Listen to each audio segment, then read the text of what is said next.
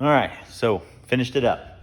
I didn't do videos along the way because I just felt like doing the whole thing and doing a recap at the end. So got them all installed.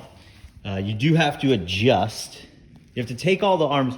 The way the instructions say is you got to take all the arms off, all the stock ones, and then you have to measure them and then set the new ones to those dimensions. But one of mine was bent, so I just took and set everything to the one side that was good. So I label them top and bottom, and I think there's like a ½ inch or so, maybe not that much, but just a little bit of difference between the top and the bottom.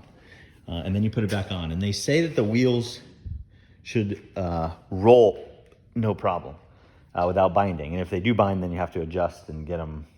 But I mean, that looks pretty straight. I also readjusted because when the arm bent, it like popped my O-rings out of the rear shock mount, the lower one. So I kind of reset all that, put it all back in, and torqued everything down, and that's it. We'll see how they work. They're definitely a lot beefier than these ones, than the stock ones. So yeah, they should be pretty good. And what's nice is it comes with everything to do the 12mm bolts, and then even the backing plate, or the 10mm. So they're made for many different years.